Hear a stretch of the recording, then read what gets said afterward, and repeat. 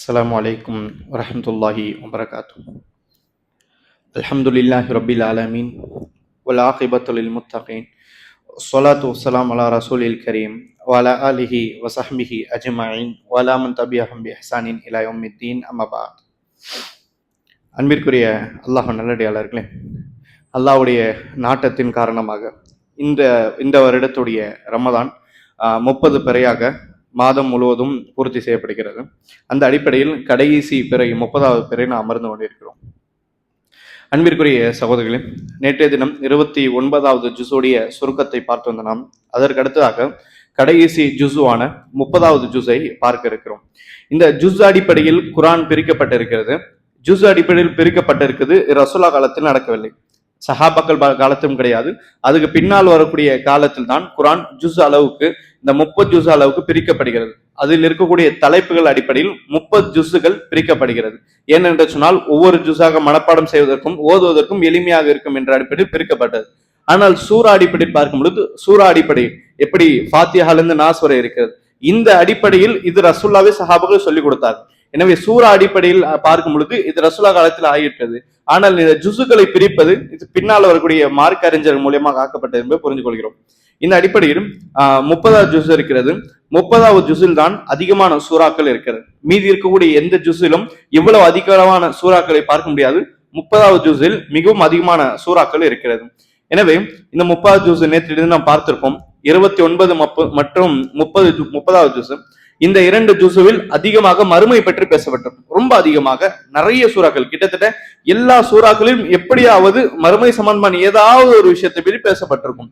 எனவே இந்த தலைப்பெல்லாம் இருக்க நமக்கு தேவைப்படக்கூடிய முக்கியமான தலைப்பு அடிப்படை பார்க்கும் பொழுது 30வது ஜுஸில் இருக்கக்கூடிய சூரா 80வது சூறா பதிவாகிறது. சூரா அல் அபஸ். சூரா அல் அபஸ் இது இந்த சூறாவுடைய ஆரம்பத்து சில வசனங்கள் இது ஒரு காரணத்திற்காக இறக்கப்பட்டது. அல்லாஹ் சொல்கிறான், ஆபஸ் அவத்தவல்லா, அதாவது அவர் கடுகடுத்தார், இன்னும் அவர் முகத்தை திருப்பி கொண்டார். கடுகடுத்தார் என்று சொன்னால் கோபமான ஒரு சிந்தனைக்கு, கோபமான ஒரு செயலுக்கு கடுகடுத்தார் என்று சொல்லப்படும். அவர் கடுகடுத்து, அவர் கோபப்பட்டு தன்னுடைய முகத்தை திருப்பினார் என்று சொல்லி அவர் என்று சொல்லப்படுவது அல்லாஹ் நபிசாசம் அவர்கள் சொல்கிறார். ரசூலுல்லாஹி ஸல்லல்லாஹு அவர்கள் நுபுவத்துடைய ஆரம்ப காலத்தில் ரசூல்லா அவர்கள் இருக்கிறார்கள். ரசூல்லாவுடன் எப்பொழுதும் நேரத்தை கழிக்கூடிய சில சஹாபாக்கள் இருக்கிறார்கள். அந்த எப்பொழுதும் இருக்கக்கூடிய சஹாபாக்கள் ஒருவர்தான் அப்துல்லா இப்னு உம்மி மக்தூம். அப்துல்லா பின் உம்மி மக்தூம் இவர் கண்ணு தெரியாத ஒரு சஹாபி. கண்ணு தெரியாத சஹாபியாக இருந்தாலும் சரி, ரசூல்லா இவர் கொடுக்கக்கூடிய இன்னொரு சிறப்பு என்ன சொன்னால், மதீனாவுக்கு சென்ற பிறகு 2 நபித்தோழர்கள் இப்படி அழைக்கப்பட்டார்கள். முஅஸ்ஸினுன் நபி, நபி ஸல்லல்லாஹு அவர்கள் தேர்ந்தெடுக்கப்பட்ட முஅஸ்ஸின், அதான் கொடுப்பதற்கு பொறுப்பேற்றப்பட்டவர்கள் என்று சொல்லி சில நபித்தோழர் அழைக்கப்படும். அதில் பிரதானமான முக்கியமான நபித்தோழர் ஒருவர் பிலால் ஹபஷி, இரண்டாவது அப்துல்லா இப்னு உம்மே மக்தூம். இவர் 2 நபரும் ரசூலா காலத்தில் அதான் சொன்ன நபித்தோழர்கள் என்பதை நாம் புரிந்து கொள்கிறோம். எனவே இந்த நபித்தோழர் மக்காவுடைய ஆரம்ப காலகட்டத்தில் ரசூல்லாவுடன் இந்த நபித்தோழர் அதிகமாக நேரத்தை கழிப்பார்கள். இப்படி நேரத்தை கழிக்கும் பொழுது ஒரு நாள் மக்காவுடைய சில காஃபிர்கள் வருகிறார்கள். காஃபிர் சில விஷயத்தை பேசலாம் என்று ரசூலா வருகிறார்கள். ரசூலா அடுத்து வருகிறார் என்று சொன்னால் அது பொலிட்டிக்கலான ஒரு விஷயமாக இருக்கும். என்றால் மக்காவில் ஒரு கடுமையான பதட்டமான சூழ்நிலை இருக்கிறது. இந்த சூழ்நிலையில் எப்படி சுமூகமாக போகலாம் என்று எதிர்பார்த்து இந்த காஃபிர் ரசூலா பேச ஆரம்பிக்கிறார்கள். காஃபிர்களே தேடி பேசுகிறார்கள் என்பதை ரசூலா அவர்கள் ஒரு வாய்ப்பாக கருதுகிறார்கள், ஒரு நல்ல வாய்ப்பு என்று ரசூலா கருதுகிறார்கள். இப்படி கருது கொண்டிருக்கும் பொழுது அப்துல்லா இப்னு உம்மே மக்தூம் அவர் கண்ணு தெரியாததன் காரணமாக அவர்கள் ரசூல்லா இடத்தில் பேசிக்கொண்டே இருக்கிறார்கள். ஆனால் ரசூலா அவர்கள் அந்த இடத்தில் குறைஷ் மக்களிடத்தில் பேசுவதற்கு பிஸியாக இருக்கிறார்கள். ரசூலா அங்கு பரபரப்பாக இருக்கும்போது ரசூலா யார் இடத்து பேசுகிறார் என்று இந்த சாபிக்கு தெரியாது. ஆனால் இந்த சாபி திரும்ப ரசூலா இடத்தில் சில கேள்விகளை கேட்பதற்கு ஆரம்பித்துக் கொண்டிருக்கிறார்கள். இந்த இடத்தில் ரசூல்லா அவர்கள் பிஸியாக இருக்கிறார்கள். பக்கத்தில் சஹாபி கொஞ்சம் டிஸ்டர்ப் செய்வது போன்று இருக்கிறது.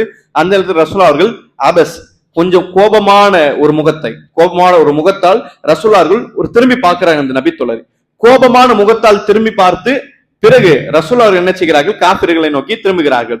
இப்படி ஒரு கேள்வி கேட்பதற்கு, மார்க்கத்தை அறிந்து கொள்வதற்காக வரக்கூடிய ஒரு நபித்தோழரை நீங்கள் கோப பார்வையுடன் பார்க்கிறீர்கள் என்று சொல்லி அல்லாஹ் ரப்பல் ரசூலாக்கு ஒழுக்கம் ரீதியான சில விஷயங்களை அல்லாஹ் சொல்லி தருகிறான். இந்த இடத்தில் அல்லாஹ் சொல்கிறான், அபஸவத்தவல்லா, நபியை நீங்கள் என்ன செய்தீர்கள், கடுகடுத்து இருந்தீர்கள், உங்களுடைய முகத்தை அந்த நபித்தோழரை விட்டு திருப்பியும் கொண்டீர்கள். அஞ்சாஹுல் ஆமா, யார் எடுத்து திருப்பி கொண்டீர்கள், ஆமா கண் தெரியாது, கண் பார்வையற்ற ஒரு நபித்தோழர் உங்களிடத்தில் வந்த பொழுது நீங்கள் இப்படி செய்தீர்கள்.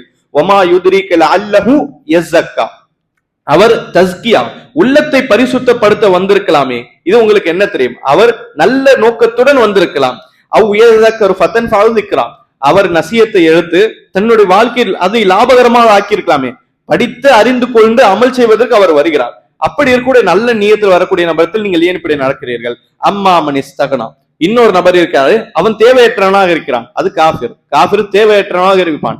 இப்படிப்பட்ட தேவையற்றவன் இருக்கானு, அப்படி தேவையற்றவனா இருக்கிறான், உங்கள் நபித்துவம் தேவையில்லை, குரான் தேவையில்லை என்று சொல்லி தேவையற்றவனாக இருக்கக்கூடிய நபரிடத்தில் தசத்தா, நீங்கள் முன்னோக்கி செல்கிறீர்கள்.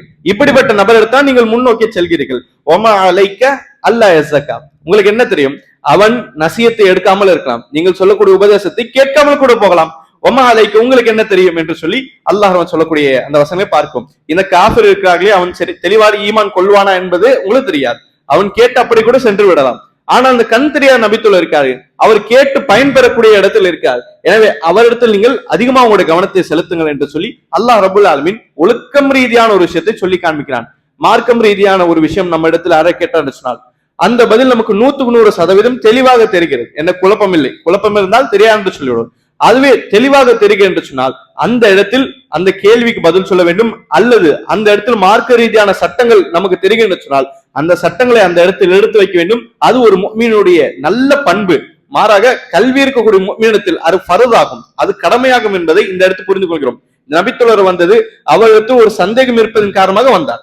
அந்த சந்தேகத்தை தீர்ப்பதுதான் முதல் விஷயம் தாவா செய்வதை விட என்று சொல்லி ரசூலுல்லாஹ் அல்லாஹ் ரப்பல் சொல்லக்கூடிய உபதேசத்தை இந்த இடத்தில் நாம் பார்க்கிறோம். அதைத் தொடர்ந்து அன்பிற்குரிய சோழம் சூரா அபஸுக்கு அடுத்ததாக பார்க்கிறோம். நிறைய சூறாக்கள் தாண்டி நிறைய சூறாக்கள் பார்க்கும், நிறைய சூறாக்கள் தொடர்ந்து எப்படியெல்லாம் பேசினாலும் கடைசியில் கியாமத்துடைய முக்கியத்துவத்தை பற்றி பேசக்கூடிய வசனங்களாக இருக்கிறது. அந்த அடிப்படையில் பின்னாடி கூடிய குட்டி குட்டி வசனங்கள், எந்த சின்ன சின்ன அத்தியாயங்கள் நம் குரானில் ஓதுமோ அந்த குட்டி அத்தியாயங்கள் அடிப்படையில் பார்க்கும் பொழுதும் சூரா துஹா ஒரு அழகிய சூறா. ஒர்துஹா வல்லையில் இதா சஜா என்று நாம் ஓதுவோமே, இந்த சூறா தன்னுடைய இடத்தில் ஒரு அழகிய படிப்பினை வைத்திருக்கிறது. அதாவது இந்த சூறா இறங்கிய ஒரு அதாவது இறங்கியதின் நோக்கம் சஹீஹ் முஸ்லிமில் பார்க்கிறோம். ரசூல்லா இடத்தில் ஒரு வயதான ஒரு பெண்மணி, காஃபிர் பெண்மணி வந்து சொல்கிறார்கள், ரசூல்லாக்கு தொடர்ந்து ஒரு 3 நாட்கள் கடுமையான காய்ச்சல் ஏற்படுகிறது. இந்த காய்ச்சல் ஏற்பட்ட பிறகு ரசூல்லா அவர்கள் வீட்டிலிருந்து வெளியே வர முடியாத சூழ்நிலை மக்காவில். அப்பொழுது ஒரு வயதான காஃபிர் மூதாட்டி வந்து சொல்கிறார்கள், முஹம்மதே ஸல்லல்லாஹு அலைஹி வஸல்லம், உங்களுக்கு என்ன ஆயிற்று? உங்களுடைய சைத்தான் உங்களை கைவிட்டு விட்டானா? நவுதுபில்லா. அதாவது உங்களுடைய சைத்தான் உங்களை கைவிட்டான் என்று சொன்னால் அவர்கள் நினைத்துக் கொண்டிருந்தார்கள் ரசூல்லா பின்பற்றுவது ஒரு சைத்தானை, சைத்தான் தான் செய்திகளை சொல்கிறான், எனவே இவர் சைத்தானை பின்பற்றுவர், உங்கள் சைத்தான் உங்களை கைவிட்டு விட்டானா? உங்களால் 3 நாள் வீட்டிலிருந்து வெளியே வர முடியவில்லை என்று சொல்லி அந்த பாட்டி பேச ஆரம்பிக்கிறது. இன்னொரு சில அறிவிப்பில் அந்த பேசிய அந்த பெண்மணி உம்மு ஜமீல் என்று சொல்லி சில அறிவிப்பில் வருகிறது. உம்மு ஜமீல் யார்? அபூலஹபுடைய மனைவி தான் உம்மு ஜமீல். அபூலஹபுடைய மனைவி உம்மு ஜமீல். இந்த பெண்மணி தான் ரசூலுல்லாஹ் இடத்தில் இப்படி பேசினார்கள் என்று சொல்லி இன்னும் சில அறிவிப்பில் வருகிறது. அல்லாஹ் ஆலம். ஆனால் இணைத்து பார்க்கும் பொழுது, இன்னும் சில சம்பவங்களை பிரித்து பார்க்கும் பொழுது இந்த பெண்மணி தான் இந்த கேள்வி கேட்டிருக்க முடியும் என்பதை சில அறிவிப்புகள் மூலியமாக இன்னும் ஆதாரத்துடன் நாம் பார்க்கிறோம். என்ன சொன்னால் அந்த உம்மு ஜமீல் என்று சொல்லக்கூடிய பெண்மணி ரசூலுல்லாஹ்க்கு எதிராக செயல்படுகிறார் என்று சொல்லி அல்லாஹ் குர்ஆனிலே சொல்கிறான். எனவே கன்ஃபார்மாக இந்த பெண்மணி இந்த கேள்வியை கேட்டுக்கலாம் என்பதை சில ஆதாரம் அடி பார்க்கும். அப்பொழுது இந்த பெண்மணி என்ன செய்கிறார்கள்? ரசூலுல்லாஹ் இடத்தில் இப்படி சொல்கிறார்கள், உங்களுடைய சைத்தான் உங்களை கைவிட்டு விட்டானாம் என்று சொன்ன பொழுது அல்லாஹ் சொல்கிறான், வத்துஹா, காலை அந்த முற்பகல் இருக்குமே ஜுஹா நேரம், ஜுஹா நேரத்தின் மீது சத்தியமாக, ஒல்லைலி இதா சஜா, மூடிக்கொள்ளக்கூடிய இரவின் மீது சத்தியமாக, இரவு பரவிய பின்பு அந்த இரவின் மீது சத்தியமாக, இப்படி வித்தியாசமான நேரத்தின் மீது இறைவன் சத்தியம் செய்கிறான். சத்தியம் செய்து அதற்கடுத்தாக முக்கியமான தலைப்பை பேசுகிறான். இறைவன் சொல்கிறான், மா வத்தஅக ரப்புக வமா கலா, நபி அவர்கள் சொல்வது போன்று உங்களுடைய இறைவன் உங்களை விடவும் இல்லை, உங்களை கைவிடவும் கிடையாது. உங்களுடைய இறைவன் உங்களை கைவிடவில்லை. அவர்கள் தான் சொல்லுவார்கள் இறைவன் கைவிட்டான் என்று சொல்லி, இறைவன் உங்களை கைவிடவில்லை. சரி, இறைவன் கைவிடவில்லை என்று சொன்னால் அதற்கு உதாரணம் என்ன? இறைவன் தொடர்ந்து சொல்லி காண்பிக்கிறான். அதோட உதாரணம் என்ன? வல சௌஃப யுஅதீக ரப்புக ஃபதர்ரா, வெகு சீக்கிரம் உங்களுடைய இறைவன் உங்களுக்கு சில நியாமத்துகளை தருவான், அதன் ஊடாக நபியே நீங்கள் திருப்தி அடைவீர்கள். இறைவன் சில நியாமத்தை தருவான், அதன் ஊடாக நீங்கள் திருப்தி அடையக்கூடிய வாழ்க்கையை அடைவீர்கள். அப்படிப்பட்ட நியமத்தை தருவான் இறைவன் சொல்கிறான். நமக்கு தெரியும் ரசூலுல்லாஹ் வறுமையோடு உச்சிக்கோட்டில் வாழ்ந்தார்கள். அப்படி வறுமையோடு உச்சிக்கோட்டில் இருந்த பிறகும் அல்லாஹ் சொல்கிறான், அல்லாஹ் சீக்கிரமாக சில நியமத்தை தருவான், நீங்கள் சந்தோஷமாவீர்கள் என்று இறைவன் சொல்கிறான். சற்று முரணாக தெரியலாம், ஆனால் புரிந்து கொள்ள வேண்டும், நியமத் என்ற வார்த்தையுடைய அர்த்தம் வெறும் பொருளாதாரத்தை குறிக்காது, பொருளாதாரத்தை குறிக்காது. பொருளாதாரம் இல்லாவிட்டாலும் சந்தோஷமான வாழ்க்கை என்று சொன்னால் ஹயாத்தன் தையிபா, இது ஒரு நியாமத், இது ஒரு நியாமத். அதை தான் அல்லாஹ் ரபுல்லான் ரசூலுல்லாஹ்க்கு வாக்கு கொடுக்கிறான் என்பதை சில உலமாக்கள் தஃப்சீர் சொல்கிறார்கள். இன்னும் சில தஃப்சீரில் அல்லாஹ் எதிர்காலத்தில் கொடுக்கப்படக்கூடிய நியாமத் என்னவென்று சொன்னால் அது மக்காவுடைய ஆட்சியை குறிக்கிறது. ஹிஜ்ரி 8 மக்காவுடைய ஆட்சி மூலியமாக ரசூலுல்லாஹ்வுடைய கையில் வரும். இந்த மக்காவுடைய ஆட்சியை தான் குறிக்கிறேன் என்று சொல்லக்கூடிய சில தஃப்சீர் வரும். ஏன் இந்த தஃப்சீர் செய்யறான்னு சொன்னால், இந்த கேள்வி கேட்கக்கூடிய பெண்மணி மக்காவில் இருக்கக்கூடிய ஒரு காஃபிர். அந்த மக்காவிலிருந்து விரட்ட வேண்டும் என்று சொல்லி அந்த பெண்மணி நினைத்துக் கொண்டிருந்தார்கள். எங்கிருந்து விரட்டப்படுவார்களோ அந்த பூமியை அல்லாஹ் திருப்பி தருவான். இது அல்லாஹ் கொடுக்கக்கூடிய ஒரு நியமத் என்று சொல்லி பல்வேறு விதமான தஃப்சீர்கள் கொடுக்கப்படுகிறது. அந்த அடிப்படை பார்க்கும்போது அதுக்கடுத்து அல்லாஹ் சொல்றான், அலம் யஜிதுக யதீமன் ஃபஆவா, இறைவன் கைவிட்டான் என்று அவர்கள் சொல்லுகிறார்களே, நபியை நீங்கள் தெரிந்து கொள்ளுங்கள், ஒரு காலத்தில் நீங்கள் யத்தீமாக இருந்தீர்கள். யாரு? ரசூல்லா நீங்கள் ஒரு யத்தீம், ஒரு அனாதையாக இருந்தீர்கள், தந்தை இறந்தவாறு இருந்தீர்கள், பிறகு உம்மாவும் இறந்து விட்டார்கள், உடைய தாத்தாவும் இறந்து விட்டார்கள், இப்படி எல்லாமே உங்களை பார்த்துக் கொள்ளக்கூடிய பொறுப்பாளர்களும் இறந்து விட்டு நீங்கள் அனாதையாக கைவிடப்பட்டீர்கள். அல்லாஹ் என்ன செய்தான்? உங்களுக்கு இருப்பிடத்தை தந்தான். இருப்பிடம் வீடு மட்டும் கிடையாது, நல்ல ஒரு பாதுகாப்பான வாழ்க்கைக்கு உண்டான எல்லா விதமான ஏற்பாடு இறைவன் செய்து கொடுத்தானே அபூ தாலிப் மூலியமாக. அதை நீங்கள் நினைத்து பாருங்கள். இறைவன் கைவிட்டான் இவர் சொல்கிறார்களே, அந்த வாழ்க்கையிலும் நீங்கள் நினைத்து பாருங்கள். பல நியமத்தை பழைய வாழ்க்கையை நினைத்து பாருங்கள் என்று சொல்லி இறைவன் சொல்கிறான். அடுத்து இறைவன் அல்லாஹ் ரசூலுல்லாஹ் கொடுக்கக்கூடிய நியமத் என்ன? ஒரு காலத்தில் நீங்கள் வழிகேட்டில் இருந்தீர்கள், ஒரு காலத்தில் நீங்கள் வழிகேடில் இருந்தீர்கள். ஃபஹதா, அவன் தான் நுபுவத்தை கொடுத்து உங்களுக்கு ஹிதாயத்து கொடுத்தான். நுபுவத்தை கொடுத்து ஹிதாயத்து கொடுத்தான். அதாவது நுபுவத்துக்கு முன்னால் இருக்கக்கூடிய வாழ்க்கையை அல்லாஹ் இந்த இடத்தில் தால்லன், வழிகேடுன்னு சொல்கிறான். இந்த வழிகேடு காஃபிரோட வழிகேடுன்னு ஒப்பிடக்கூடாது, காஃபிரோட வழிகேடுன்னு ஒப்பிடக்கூடாது. சிலத்தில் கல்வி இல்லாத நேரமும் வழிகேடு என்றுதான் இந்த அரபி வழக்கத்தில் சொல்லப்படும். அந்த அடிப்படையில் நுபுவத்துக்கு முன்னால் ரசூலுல்லாஹ்க்கு கல்வி கிடையாது, நுபுவத்து தான் கல்வி, நுபுவத்தான் இல்ம். நுபுவத்துக்கு முன்னால் கல்வி என்று சொன்னால் அது தால்லன், அது வழிகேடு என்று சொல்கிறது. ஆனால் இந்த வழிகேடும் காஃபிர்கள் பார்த்து இறைவன் சொல்லக்கூடிய வழிகேடும் ஒன்று என்று சொல்லக்கூடாது. அப்படி இருக்கையில் நுபுவத்தை கொடுத்து உங்களுக்கு நேரான வழியை இறைவன் கொடுத்தான். ஒரு காலம் இப்படி இருந்தது, நீங்கள் தேவையுள்ள நபர்களாக இருந்தீர்கள், பொருளாதாரம் தேவை, குடும்ப தேவை, நிறைய தேவை உங்களிடத்திலிருந்து சாகுனா அல்லாஹ் நினைச்சான், தேவை பூர்த்தி செய்து உங்களுக்கு வைத்தான் என்று சொல்லி அல்லாஹ் ரபுல் ஆலமீன் ரசூலுக்கு என்ன நியமத்தை எல்லாம் கொடுத்தானோ எல்லாமே அல்லாஹ் படிப்படியாக சொல்கிறான். எதற்காக? இந்த பெண்மணி சொல்கிறார்களே இறைவன் கைவிட்டான் என்று சொல்லி, இறைவன் கைவிடவில்லை, இவ்வளவு செய்திருக்கான் என்று சொல்லி அல்லாஹ் கொடுத்த ஒரு நியமத்தை ஞாபகப்படுத்துங்கள் என்று சொல்லி இறை சொல்கிறான். இதனால சூராவுடைய கடைசியில் பார்க்கும் இவ்வளவு சூப்பரான ஒரு படிப்பினை சொல்றான். அம்மா பினிஅமத்தி ரப்பிக ஃபஹதீஸ். இந்த சூராவில் நியாமத்து சொல்லப்படுகிறது, அருட்கொடைகள் சொல்லப்படுகிறது. இந்த அருட்கொடையோட சப்ஜெக்டை சொல்கிறான். அம்மா பினிஅமத்தி ரப்பிக், உங்களுடைய இறைவன் தரப்பிலிருந்து சில நியாமத்துகள் அருட்கொடைகள் வந்திருக்குமே, ஃபஹதீஸ், அதை நீங்கள் என்ன செய்யுங்கள், அதாவது ஹதீஸ், பிறருக்கு அறிவியுங்கள், பிறகு எடுத்து சொல்லுங்கள் என்று சொல்கிறான். பிறகு எடுத்து சொல்லுங்கள், நியாமத்தை மக்களிடத்து பற்றி பேசுங்கள் இறைவன் சொல்கிறான். அதாவது இங்க இருக்கக்கூடிய சில நியாமத்துகள் எல்லாம் இறைவன் கொடுக்கக்கூடிய, இறைவன் எல்லாருக்கும் கொடுக்கக்கூடிய அருட்கொடை தான். அது அடக்கமா, அதாவது பாதுகாப்பு தரக்கூடிய இடமாக இருக்கட்டும், பொறுப்பு நம்முடைய பெற்றோர்களாக இருக்கட்டும், பொருளாதாரம் இருக்கட்டும், இதெல்லாம் எல்லாம் கொடுக்கக்கூடிய நியமத். அதை நீங்கள் என்ன செய்யுங்கள், ஹதீஸ், மக்கள் மத்தியில் பேசுங்கள், என்னுடைய இறைவன் எவ்வளவு செய்திருக்கா என்று சொல்லுங்கள். எதுவுமே செய்யவில்லை இப்படி சொல்ல வேண்டாம். மக்களிடத்தில் பேசும்பொழுது என்னுடைய இறைவன் என்னை சந்தோஷமாக திருப்தியாக வைத்திருக்கேன் என்று சொல்லுங்கள். உம்மு ஜமீல் இடத்திலும் சொல்ல வேண்டும். அந்த பெண்மணி தான் இறைவன் கைவிட்டான் என்று சொல்கிறான். அந்த பெண்மணி இடத்திலும் எல்லா மக்களிடத்திலும் இறைவன் கொடுக்கக்கூடிய நியமத்தை பற்றி பேச வேண்டும் இறைவன் சொல்கிறான். இந்த ஹதீஸ் என்று சொன்னால் நீங்கள் சொல்லுங்கள் அல்லது அறிவியுங்கள், அறிவிப்பு செய்யுங்கள், இப்படி பல அர்த்தம் வரும். ஹதீஸ் என்ற வார்த்தையில் இன்னொரு அர்த்தம் என்ன சொன்னால் திரும்ப திரும்ப அறிவிப்பு செய்யுங்கள், திரும்ப திரும்ப அறிவிப்பு செய்யுங்கள் அப்படி என்று சொல்லக்கூடிய ஒரு மொழி ரீதியான ஒரு அர்த்தம் வரும். ஒரு செயலை திரும்ப திரும்ப செய்யுங்கள் என்று சொல்லக்கூடிய கட்டளை. ஹதீஸ் அறிவிப்பு செய்யுங்கள் என்று சொல்வதை விட திரும்ப திரும்ப நீங்கள் அறிவிப்பு செய்யுங்கள் என்பதை இதில் ஆழமான அர்த்தம் இருக்கிறது. என்ன அர்த்தம்? ஒரு நியமத் கிடைக்கிறதா, மக்களிடத்தில் நீங்கள் சொல்லுங்கள், இறைவன் எனக்கு நியமத்தில் கொடுக்கிறான். அடுத்து கிடைக்கிறதா, திருப்பி சொல்லுங்கள். அடுத்து கிடைக்கிறதா, திருப்பி சொல்லுங்கள். மரணம் வரை இறைவன் கொடுக்கக்கூடிய நியமத்தை நீங்கள் மக்கள் மத்தியில் சொல்லிக் கொண்டே இருங்கள். இது இறைவன் எனக்கு கொடுக்கக்கூடிய அருட்கொடை என்று சொல்லுங்கள். அல்லாஹ் சொல்கிறான். இது நபிக்கு மட்டும் கிடையாது, எல்லா முஃமின்களுக்கும் சொல்லக்கூடிய ஒரு அல்லாஹ் சொல்லக்கூடிய கட்டளை என்ன? இறைவன் ஒரு நியமத்தை கொடுத்தான் என்று சொன்னால் சந்தோஷமாக மக்கள் அதை வெளிப்படுத்துங்கள். எப்படி? ரசூலுல்லாஹி சொல்கிறார்கள், அதாவது இன்னல்லாஹு யுஹிப்புல் அப்த், அல்லாஹ் ரப்பல் ஆலமீன் ஒரு அடியானை நேசிக்கிறான், ஒரு அடியானை அல்லாஹ் விரும்புகிறான். எப்பொழுது? ஐயரா அஸர நிஅமத்திஹி அலை, எப்பொழுது அல்லாஹ் ஒரு அடியானை நேசிக்கிறான் என்று சொன்னால் அல்லாஹ் கொடுக்கக்கூடிய அருட்கொடைகளை இந்த மனிதன் வெளிப்படுத்தும் பொழுது, இந்த மனிதன் வெளிப்படுத்தும் பொழுது அல்லாஹ் நினைச்சுக்கிறான், இந்த அடியானை விரும்ப ஆரம்பிக்கிறான்.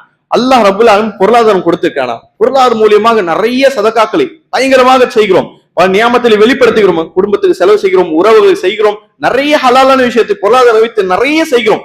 கஞ்சத்தனம் இல்லாமல் அல்லாஹ் இந்த நபரை விரும்புகிறான். ஏன்? இவர் நியமத்தை வெளிப்படுத்துறார். அல்லாஹ் ரப்பல் அழகிய ஆடைகள் கொடுத்திருக்கானா, நல்ல சிறந்த ஆடைகளை இபாதத்துக்கும் நல்ல இடங்களிலும் குரான் சொன்னா சொல்லக்கூடிய புத்தாடை போடக்கூடிய இடங்கள்லாம் நல்ல ஆடைகள் போடுகிறோமா?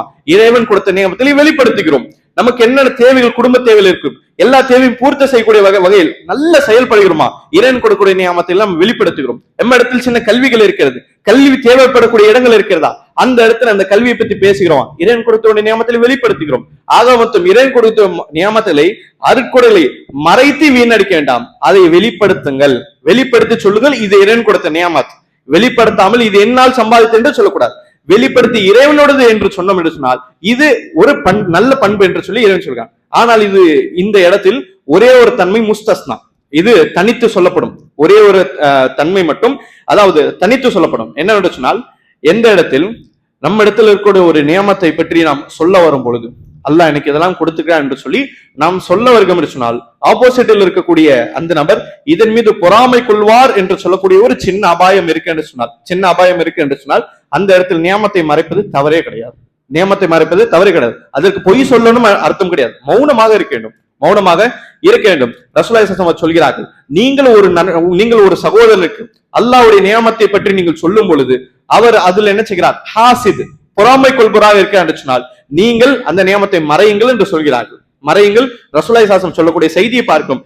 ஒரு இடத்தில் சந்தோஷமான செய்தி சொல்ல போகும்போது அந்த இடத்தில் குழப்பம், ஃபித்னா ஏற்படும் என்று சொல்லக்கூடிய பயம் இருந்தால் அந்த இடத்தில் மட்டும் என்ன செய்வோம்? நியமத்தை பற்றி நாம் பேச மாட்டோம். மீதி எல்லா இடத்திலும் ஓப்பனாக இறைவன் கொடுக்கக்கூடிய நியமத்தை பற்றி நபியை நீங்கள் பேசுங்கள் என்று சொல்லி ரசூலுல்லாஹி ஸல்லல்லாஹு அலைஹி வஸல்லம் அவர்களுக்கு இந்த இடத்துல ஒரு கட்டளையாக கொடுக்கப்படுகிறது. அதை தொடர்ந்து அன்பிற்குரிய அல்லாஹ் நல்லடியார்களே, நாம் பார்க்கிறோம் தம்மா ஜூஸில் சின்ன சின்ன சூறாக்கள் இருக்கக்கூடிய சூறாக்களில் அடுத்து அழகிய ஒரு சூரா அல் ஆதியாத். ஆதியாத் என்று சொன்னால் இந்த இடத்தில் அதாவது வேகமாக ஓடப்படக்கூடிய குதிரைகள் இருக்கிறது. குதிரை, இந்த குதிரைகள் மீது இறைவன் சத்தியம் செய்கிறான். அல்லாஹ் எப்படி செய்கிறான்? ஆதியாத் வேகமாக ஓடக்கூடிய குதிரை மீது சத்தியமாக. அந்த குதிரைகள் எப்படி செல்கிறது என்று சொன்னால், அது அந்த குதிரைகள் ஓடும் பொழுது அவருடைய காலில் இருந்து தீப்பொறி எல்லாம் வந்து கொண்டிருக்கு. இப்ப தீப்பொறி கிளப்பி ஓடக்கூடிய அவ்வளவு சிறப்பாக செயல்படக்கூடிய குதிரை மீது அல்லாஹ் சத்தியம் செய்கிறான். அதே போன்று அந்த குதிரை என்ன செய்கிறது? காலை பொழுதில் அதனுடைய ஓனர் கூப்பிடும்போது காலை பொழுது என்று பார்க்காமல் தூக்கத்தை விட்டு ஓனருக்காக வரும். இப்படிப்பட்ட குதிரை சிறந்த குதிரை. அந்த குதிரை மீது சத்தியம். அது மட்டும் இல்லாமல் அல்லாஹ் சொல்கிறான், ஒரு ஜமாத் இருக்கிறது, போரில் ஒரு ஜமாத் இருக்குன்னு சொன்னால் அந்த எதிரிகளுடைய ஜமாத்தை எல்லாம் பார்க்காமல், கூட்டத்தை பிரித்து உள்ளே சென்று சிறந்த முறையில் போர் செய்கிறது. இந்த குதிரை மீது சத்தியமாக என்று சொல்லி, இந்த போர்க்களத்துக்கு என்று சொல்லி பயன்படக்கூடிய குதிரைகள் மீது இறைவன் சொல்லி சத்தியம் செய்கிறான். இப்படி சத்தியம் செய்கிறான். சத்தியம் செய்த பிறகு அடுத்து முக்கியமான ஒரு தலைப்பு பேசுகிறான். எப்பொழுது சத்தியம் செய்யப்பட்டால், குர்ஆனுடைய வழக்கு புரிந்து கொள்ள வேண்டும், சத்தியம் செய்யப்பட்டால் அடுத்து பேச வேண்டிய விஷயம் முக்கியமான விஷயமா இருக்கும். அதுக்குதான் சத்தியம் செய்வார்கள் அரபியர்கள். அதே உஸ்லூப், அதே முறையை இறைவன் ஃபாலோ செய்கிறான். இறைவன் ஒரு சத்தியத்தை பேசுகிறான், சத்தியம் செய்து அதற்கு முக்கியமான விஷயத்தை சொல்கிறான். அல்லாஹ் குதிரை மீது சத்தியம் செய்து ஒரு செய்தியை சொல்கிறான், இன்னல் இன்சான், நிச்சயமாக மனிதன் லிரப்பிஹி லகனூத், தன்னுடைய இறைவனுக்கு அதிக நன்றி கெட்ட குணம் உள்ளவனாக இருக்கிறான். நிச்சயமாக மனிதன் தன்னுடைய இறைவனுக்கு அதிக நன்றி கெட்ட குணமாக, நன்றி மறக்கக்கூடிய குணமாக இருக்கிறான் என்று சொல்லி இறைவன் சொல்கிறான்.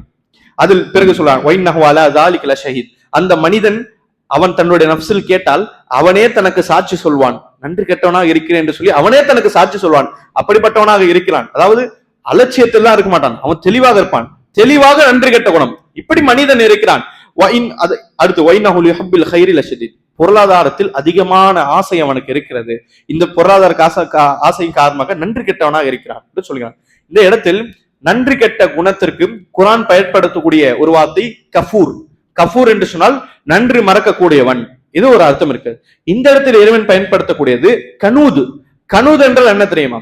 கனூது என்றால் என்ன? உலமாக்கள் விளக்குவார்கள். கனூது என்றால் யாரிடத்தில் எல்லாமே அடைந்து அடையவே இல்லை என்று சொல்வார்களே, இந்த சிப்பத்துக்கு பிறகுதான் கனூத். ஒருவன் இருப்பான், அவனுக்கு எதுவுமே கிடைத்திருக்காது. இவன் இருப்பான், இவனுக்கு எல்லாமே கிடைத்திருக்கும், அனுபவிச்சிருப்பான், அனுபவிச்சு சந்தோஷமான வாழ்க்கை இருக்கும், கிடைக்கவே இல்லை என்று சொல்லுவான். இந்த சிப்பத்துக்கு பேர் கனூத். இது இந்த நன்றி மறக்கக்கூடிய தன்மையுடைய உச்சகட்டத்தில் ஒண்ணு. இது ரொம்ப மோசமான ஒரு ஸ்டேஜ். அப்படி அறிவன் சொல்கிறான், மனிதனுக்கு பொதுவான நபர்களுக்கு கனூதாக எல்லாமே அடைந்து பெற்று சந்தோஷப்பட்டு கடைசியில் ஒன்றுமே இல்லை என்று சொல்வார்கள். இது மனிதனோட தன்மை என்று சொல்கிறான். இப்ப சிந்தித்து பார்க்க வேண்டும். தஃசீரில் சொல்லுவார்கள், அதாவது இறைவன் மனிதனோடு ஒரு கெட்ட குணத்தை பற்றி பேசுகிறான். இந்த கெட்ட குணம் இருக்கக்கூடாது என்று சொல்கிறான். ஆனால் அதற்கு முன்னால் இறைவன் குதிரையை பற்றி பேசுகிறான். ஏன் குதிரை பற்றி இறைவன் சொல்லி அடுத்து இப்படி சொல்கிறான்? நாம் மேல் இருக்கக்கூடிய வசனத்தை படித்தோம் என்று சொன்னால் இறைவன் சத்தியம் செய்யக்கூடிய எல்லா இடங்களும் பார்க்கலாம். அந்த குதிரையுடைய நன்றித்தன்மை பற்றி சொல்கிறது. குதிரையுடைய நன்றித்தன்மை. அந்த குதிரை வேகமாக ஓட வேண்டும். இந்த ஓனர் சொன்னார் சொன்னா வேகமாக ஓடும்.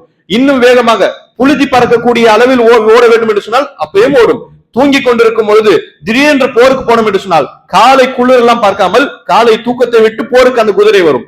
போருடைய அந்த ஆப்போசிட் இருக்கக்கூடிய எதிரி டீம் இருக்கிறது, அது பெரிய குழுவாக இருக்கிறது.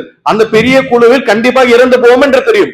ஆனாலும் இந்த ஓனருக்காக பெரிய ஜமாத்தில் உள்ளே கொண்டு என்ன செய்யும்? அது போர் செய்யும். அப்படிப்பட்ட சிறந்த குணம் உடையது இந்த குதிரை. அதோடைய ஓனர் என்ன சொன்னாலும் அது செய்யும். அப்படிப்பட்ட நன்றி உள்ள குணம் குதிரைக்கு இருக்கிறது. இன்னல் இன்சான் லிரப்பிஹி லகனூன். ஆனால் மனிதனுக்கானே தன்னுடைய இறைவனுக்கு மிக நன்றி கெட்டவனாக இருக்கிறான். ஒரு குதிரை பிராணி, குதிரை ஒரு பிராணி. அந்த பிராணி ஒரு ஓனருடைய அந்த பிராணிக்கு ஓனருடைய மொழியே புரியாது, செய்கை தான் புரியும். அந்த செய்கை புரிந்து பிராணி இப்படி செயல்படுகிறது. நன்றியுடைய தன்மையோட உச்சியில் இருக்கு என்று சொன்னால் அதை விட அறிவில் உயர்ந்த ஒரு மனிதன் அவன் என்ன செய்கிறான்? அறிவில் உயர்ந்திருந்தாலும் இந்த விஷயத்தில் பிராணியை விட கீழே போயிட்டான். ஒரு வளர்ப்பு பிராணியை விட இவன் கீழே போயிட்டான். அந்த இடத்தில் நன்றித்தன்மை எந்த அளவுக்கு இருக்கிறது? ஆனால் மனிதத்தில் எவ்வளவு குறைந்து இருக்கிறது. அல்லாஹ் ரபுல் ஆலமீன் நமக்கு இவ்வளவு நியமத்தில் கொடுத்திருக்கிறான். கொடுத்து அனுபவித்து அந்த நியமத்தின் ஊடாக இறைவனுக்கு நன்றி செலுத்தவில்லை, இபாதத்து செய்யவில்லை, கடமையை பூர்த்தி செய்யவில்லை என்று சொன்னால் இந்த விஷயத்தில் நன்றி தன்மையில் பிராணியை விட குறைந்தவன் மனிதன் என்று சொல்லி இறைவன் சொல்லக்கூடிய இந்த மிக முக்கியமான ஒரு செய்தியை நாம் புரிந்து கொள்கிறோம். அன்பிற்கு சொல்லும் இந்த நன்றி தன்மை புரிந்து கொள்ள என்று சொன்னால் நல்ல ஒரு உதாரணம் எல்லாம் பொதுமக்கள் மத்தியில், எல்லா முஸ்லிம்கள் மத்தியில் நாம் பார்க்கலாம். ரமதான் முடிந்தது. ரமதான் முடிந்த பிறகு அடுத்ததாக இருக்கக்கூடிய உம்மத்தில் இருக்கக்கூடிய பெரிய சோதனை என்ன தெரியுமா? அது ஈதுக்கு மறுநாள் இருக்கக்கூடிய ஃபஜர் தொழுகை. ஈதில் மறுநாள் இருக்கக்கூடிய ஃபஜர் தொழுகை. ஈதிலும் வந்து விடலாம், செவ்வால் முதற்பிலும் ஃபஜர் தொழுது விடலாம். ஆனால் அதற்கு மறுநாள் இருக்கக்கூடிய அந்த ஃபஜர் தொழுகை சோதனை, இறைவன் கொடுக்கக்கூடிய சோதனை. இவ்வளவு நாள் சஹர் முடிச்சு கரெக்டாக வந்தோம், ஆனால் இந்த இடத்தில் வரவில்லை சொன்னால் இறைவன் கொடுக்கக்கூடிய நியமத்தில் மாற செய்கிறோம். என்ன நியமன் கொடுக்கிறான்? வீடு கொடுத்திருக்கிறான். சுப்ஹானல்லாஹ். கரண்ட் கொடுத்து ஃபேன் இருக்கிறது, டென்ஷன் இல்லாமல் தூங்குகிறோம், கொசு இல்லாமல் தூங்குகிறோம், சந்தோஷமாக சாப்பிட்டு இருக்கிறோம், துணைகளுக்கு குடும்பம் இருக்கிறது, உறவுகள் இருக்கிறது, பேக்கப்புக்கு பேங்கில் அவ்வளவு காசுகள் இருக்குது. இதெல்லாம் இறைவன் கொடுக்கக்கூடிய நியமத். இந்த நியமத்துகளை எதற்காக இறைவன் கொடுக்கிறான்? அனுபவிச்சு இறைவனை மறக்க வேண்டும் என்றா? ஊதுபில்லா, அப்படி கிடையாது. இதன் மூலியமாக இன்னும் அதிகமாக ஞாபகப்படுத்த வேண்டும். உனக்கு அதிகமான வாழ்க்கை இருக்கிறதா? இன்னும் உயர்வான வாழ்க்கையா? இன்னும் அதிகமாக நினைக்க வேண்டும். எல்லாமே அனுபவித்து காலையில் இறைவனை மறந்து தூங்கினோம் என்று சொன்னால் கனூது. நாம் யாரு? கனூது. கொடுத்து அனுபவித்து அதை மறைக்கிறோம் என்று சொல்லி இறைவன் சொல்கிறான். எனவே புரிந்து கொள்ள வேண்டும், மனிதன் அறிவில் வளர்ந்தாலும் சரி நன்றி என்ற தன்மையில் இந்த இடத்தில் ஒரு குதிரை விட இவன் குறைந்து விடுகிறான் சொல்லி இறைவன் படர்க்கையாக ஒரு பொதுமறையாக ஒரு விஷயத்தை பேசுகிறான். கடைசியாக அன்பிற்கிற சோழலும் இந்த சூறாக்கள் மத்தியில் கடைசி 3 சூறாக்கள் சூறா தான் சூரத்துல் இஹ்லாஸ். சூரத்துல் இஹ்லாஸ் நாம் பார்க்கிறோம், அதாவது இறைவனுடைய தன்மை பற்றி பேசக்கூடிய விஷயங்கள்.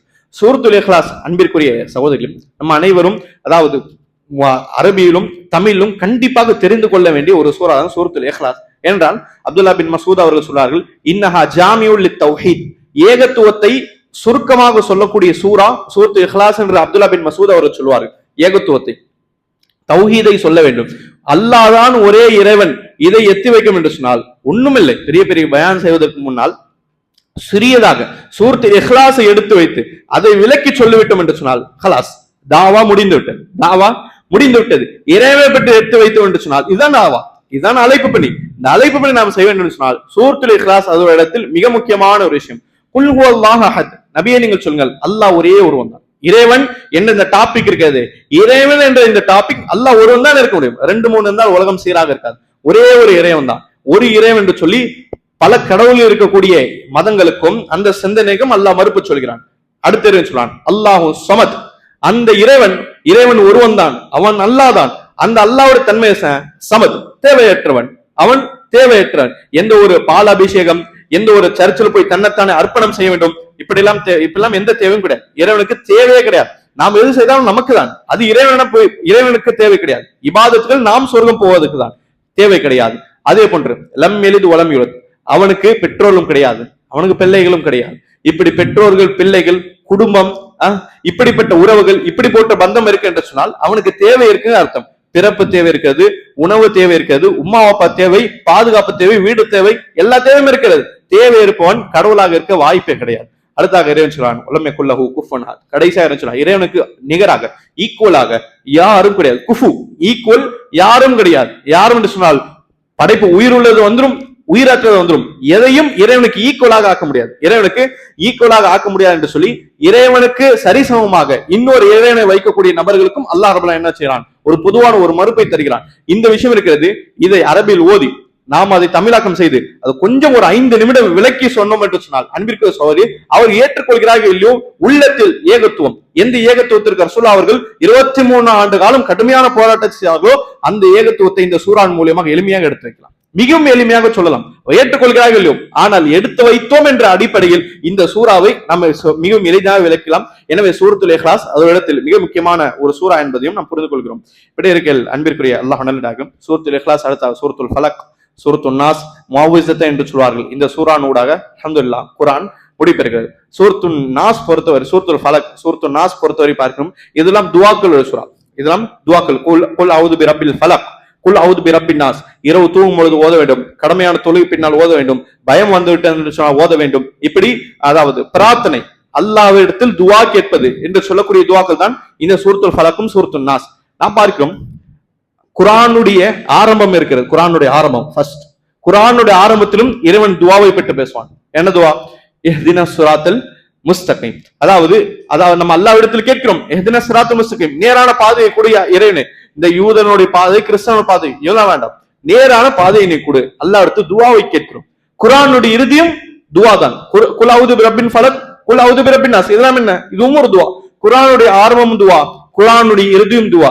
எனவே குர்ஆனுடைய ஆரம்பம் இறுதி இது இரண்டும் துஆ என்று சொன்னால் குர்ஆன் நமக்கு சொல்லக்கூடிய மிகப்பெரிய ஒரு செய்தி, இறைவனை அலையுங்கள், இறைவனை அலையுங்கள், இறைவனை எப்பொழுதும் அழைத்துக் கொண்டே இருங்கள், இறைவனத்தில் துஆ செய்து கொண்டே இருங்கள். துஆவுடைய விஷயத்தில் அலட்சியமாகவும் பராமுகம் ஆகிவிட வேண்டாம். துஆக்கள் என்பது ஒரு மிகப்பெரிய கேடு, அதை செய்து கொண்டே இருங்கள், தக்ரார் திருப்பி திருப்பி செய்து கொண்டே இருங்கள், நல்ல முஃமினோட தன்மை என்று சொல்லி துஆக்கள் சம்பந்தமான ஒரு விழிப்புணர்வு குர்ஆனுடைய கடைசியிலிருந்து தெரிந்து கொள்கிறோம். எனவே அன்பிற்குரிய அல்லாஹ் நல்லடியார்கள், நம்முடைய தராவி தொழுகை 30 ஜூஸ் ஓதப்பட்டிருக்கலாம், தரிசில் 30 ஜூஸுடைய சுருக்கங்களை பற்றி சொல்லப்பட்டிருக்கலாம். இது 30 ஜூஸ் முடிந்து விட்டது என்பதற்காக குர்ஆன் முடிந்து விட்டது என்ற அர்த்தம் கிடையாது. இன்னும் சில மணி நேரத்தில் ரமதான் நம்மை விட்டு விடை பெற்று வரலாம், ஆனால் அதற்காக இபாதத்து முடிந்து விட்டது, பழைய வாழ்க்கையில் திரும்பிட வேண்டும் எந்த அவசியம் கிடையாது. இதெல்லாம் ஒரு மாசம் எதற்காக என்று சொன்னால் ஒரு பயிற்சி. இந்த பயிற்சியில் குர்ஆனை கேட்க வேண்டும், குர்ஆனை ஓத வேண்டும், அதை பழகி கொள்ள வேண்டும் என்பதற்காக இறைவன் ஒரு பயிற்சி கூடமாக தந்திருக்கிறான். எனவே ரமதான் முடிந்த பிறகு குர்ஆனிடத்தும் குர்ஆனுக்கும் நமக்கும் இடைப்பட்ட தொடர்புகள் எந்த இடத்தும் அருந்து விடக்கூடாது. அன்பிற்கு சொல்ல கடைசியாக குர்ஆன் நமக்கு சொல்லக்கூடிய ஒரு 5 உரிமைகளை பற்றி இன்ஷா அல்லாஹ் பேசி முடித்துக் கொள்ளலாம். குர்ஆனுக்கும் நமக்கும் இடைப்பட்ட உரிமைகள் 5 இருக்கிறது. எல்லா இடத்தும் குர்ஆனை எங்கு சுத்தினாலும் இந்த 5 பார்க்கலாம். முதலாவது குர்ஆன் மீது ஈமான் கொள்ளுதல். குர்ஆன் மீது ஈமான் கொள்ளுதல். இதில் இருக்கக்கூடிய ஒவ்வொரு வசனமும், ஒவ்வொரு அலிஃப் பா தா எல்லாமே ரசூலுல்லாஹி ஸல்லல்லாஹு அலைஹி வஸல்லம் மீது இறங்கியது, இன்று வரை பாதுகாக்கப்பட்டிருக்கிறது. இது ஈமான் கொள்ள வேண்டும், அதில் எந்த சந்தேகப்படக்கூடாது. அதை சந்தேகம் ஏற்படுத்தும் உலகமே ஒன்று கூடினாலும் சரி, அந்த விஷயத்தில் ஈமானில் மிக ஸ்ட்ராங்காக இருக்கணும். குர்ஆன் மீது ஈமான் கொள்ளும். இரண்டாவது அத்திலாவா, மிக முக்கியமானது, குர்ஆனை ஓதுவதற்கு கற்றுக்கொள்ள வேண்டும். சரளமாக தஜ்வீதுடன், அழகிய முறையில், அழகிய குரலுடன் ஓதுவதற்கு கற்றுக்கொள்ள வேண்டும். அது தினந்தோறும் இருக்க வேண்டும், தினந்தோறும் இருக்க வேண்டும். மூன்றாவது ததப்புரு அலை, குர்ஆனை அதாவது விளங்குவது, குர்ஆனை ஆழமாக விளங்குவது. அல்லாஹ் சொல்கிறான் அஃபலா ததப்பரூனல் குர்ஆன் அம் அலா குலூபின் அக்ஃபாலுஹா, இவர்கள் குர்ஆனை சிந்திக்க மாட்டார்களா, குர்ஆனை ஆராய்ச்சி செய்ய மாட்டார்களா, அம் அலா குலூபின் அக்ஃபாலுஹா, அவருடைய உள்ளங்களில் பூட்டுக்கள் இருக்கிறதா என்று சொல்கிறான். உள்ளத்தில் பூட்டு இருந்தால்தான் குர்ஆனை விளங்க முடியாது. உள்ளத்தில் பூட்டு இருக்கிறதா, பூட்டு இல்லைன்னு சொன்னால் குர்ஆனை விளங்க வேண்டியதுதானே என்று சொல்லி குர்ஆனை விளங்க வேண்டும் என்று சொல்லி அல்லாஹ் நம்ம கட்டளையிடுகிறான். இது 3. 4வது விஷயம் அன்பிற்கு சொல்லி ஒல் அமலு பிஹி, இந்த குர்ஆன் மீது அமல் செய்வது. இதை கேட்ட போனும் இந்த கடந்து போகக்கூடிய விஷயம் இருக்கக்கூடாது. குர்ஆனை ஓத தெரிந்து அதை விளங்கிவிட்டு சொன்னால் அதன் மீது அமல் செய்வது கட்டாய கடமை. அமல் செய்ய சொன்னால் யூதருக்கும் நமக்கும் வித்தியாசம் இல்லாமல் போயிடும். ஏன்னா அவள் தான் வேதம் கொடுக்கப்பட்டு மாறு செய்தார்கள். எனவே குர்ஆன் மீது அமல் செய்வது 4வது. கடைசியான விஷயம் தாவத்து இலை, குர்ஆன் பக்கமாக மக்களை அழைத்தல். ஃபர்ஸ்ட் அழைப்பு நமக்கு தான் இருக்கணும். நாம் விளங்கி நம்மளை நாமே உலக குர்ஆன் பக்கத்தில் இருக்க வேண்டும். அடுத்ததாக நம்முடைய குடும்பத்தார்கள், அடுத்ததாக நெருக்கமாக உறவினர், தூரமாக உறவினர், பக்கத்து வீட்டுக்காரர்கள், தெரு மக்கள், மஹல்லாவாசிகள், உலக மக்கள் என்று சொல்லி நம்முடைய தாவாவுடைய அந்த வீரியம் எவ்வளவு பெருசாக இருக்குதோ, எவ்வளவு பெருசா நம்ம செய்ய முடியுமோ அந்த அளவுக்கு குர்ஆனின் பக்கமாக மக்களை அழைப்பது, அது தவறான கொள்கை இருக்கக்கூடிய முஸ்லிம்களாக இருக்கட்டும், காஃபிர்களாக இருக்கட்டும், யாராக இருந்தாலும் குர்ஆன் பக்கமாக அழைப்பது, இது குர்ஆனுடைய மிக முக்கியமான ஹுக்கூக், அவருடைய உரிமைகள் ஒன்று என்பதையும் இந்த இடத்து புரிந்து கொள்ளணும். எனவே ஈமான் கொள்வது, ஓதுவது, அதை விளங்குவது, அது மீது அமல் செய்வது, மக்களை அதை பக்கமாக அழைப்பது, இந்த 5 கடமைகள் இருக்குது. குர்ஆனுடைய மிக முக்கியமான ஒரு அம்சங்கள். குர்ஆனில் எங்கு பார்த்தாலும் சரி குர்ஆனுடைய விஷயத்தை சொல்லும் பொழுது அல்லாஹ் ரப்பல் ஆலமீன் இப்படிப்பட்ட விஷயங்களை பற்றி பேசுவான் என்பதையும் இந்த இடத்தில் புரிந்து கொள்கிறோம். எனவே குர்ஆனுடன் என்றும் தொடர்பில் இருக்கக்கூடிய பாக்கியத்தை இறைவன் தருவானாக, குர்ஆனை விளங்கக்கூடிய பாக்கியத்தை தருவானாக, இன்னும் குர்ஆனை கண்ணியப்படுத்தக்கூடிய, குர்ஆனை மதிக்கக்கூடிய பாக்கியத்தை அல்லாஹ் தருவானாக. குர்ஆனை விளையாட்டாகவும் குர்ஆனை பொழுதுபோக்காக எடுக்கக்கூடிய நபர்களிலிருந்து அல்லாஹ் ரப்பல் ஆலமீன் நம்மையும் நம்முடைய குடும்பத்தை தூரமாக்குவானாக. எதை கேட்டமோ இந்த 30 நாளில் குர்ஆனுடைய விஷயங்கள் எதெல்லாம் கேட்டோமோ, எதை படித்தோமோ அதை விளங்கி அமல் செய்யக்கூடிய பாக்கியத்தை வல்ல ரஹ்மான் அனைக்கும் தருவானாக. இன்னும் நம்முடைய அனைத்து விதமான இபாதத்திலும் அல்லாஹ் ரப்பல் ஆலமீன் ஏற்றுக்கொள்வானாக. ஸல்லல்லாஹு அலா நபியினா முஹம்மத் வ அலா ஆலிஹி வ ஸஹ்பிஹி அஜ்மஈன். வ ஆகிர் தவானா அல்ஹம்துலில்லாஹி ரப்பில் ஆலமீன். அஸ்ஸலாமு அலைக்கும்.